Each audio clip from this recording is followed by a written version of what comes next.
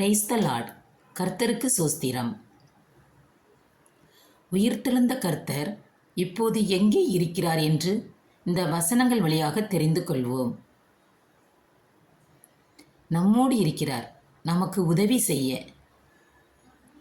நான் உங்களுக்கு கட்டளையிட்ட யாவையும் அவர்கள் கை கொள்ளும்படி அவர்களுக்கு உபதேசம் பண்ணுங்கள். இதோ உலகத்தின் முடிவு பரியந்தம் சகல நாட்களிலும் நான் உங்களுடனே கூட இருக்கிறேன் என்றார். மத்தேயு 28:20.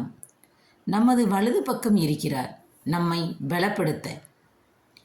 கர்த்தரை எப்பொழுதும் எனக்கு முன்பாக வைத்திருக்கிறேன். அவர் என் வலது பாரிசத்தில் இருக்கிறபடியால் நான் அசைக்கப்படுவதில்லை. சங்கீதம் 16:8. நமது இடது பக்கம் இருக்கிறார், கிரியை செய்ய. இடதுபுறத்தில் அவர் கிரியை செய்தும் அவரை காணேன். வலதுபுறத்திலும் நான் அவரை காணாதபடிக்கு ஒளிந்திருக்கிறார். யோபு 23:9. நமக்கு மேலே இருக்கிறார், நம்மை கவனிக்க. தேவனே, உம்முடைய கிருபை எவ்வளவு அருமையானது! அதனால் மனுபுத்திரர் உமது செட்டைகளின் நிழலிலே வந்தடைகிறார்கள்.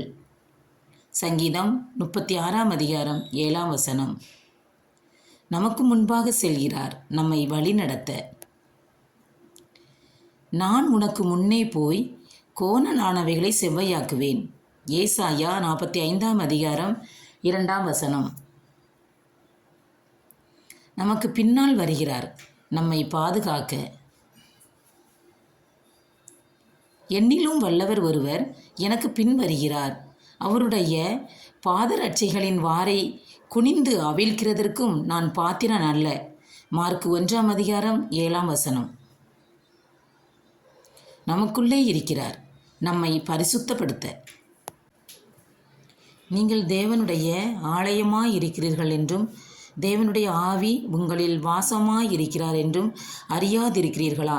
1 கொரிந்தியர் 3:16.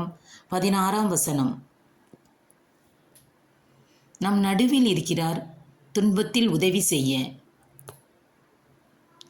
கர்த்தர் உன் ஆக்கினைகளை அகற்றி உன் சத்துருக்களை விலக்கினார். இஸ்ரவேலின் ராஜாவாகிய கர்த்தர் உன் நடுவிலே இருக்கிறார், இனி தீங்கை காணாதிருப்பாய். செப்பனியா 3:15. இயேசுவுக்கே புகழ், இயேசுவுக்கே நன்றி. God bless you.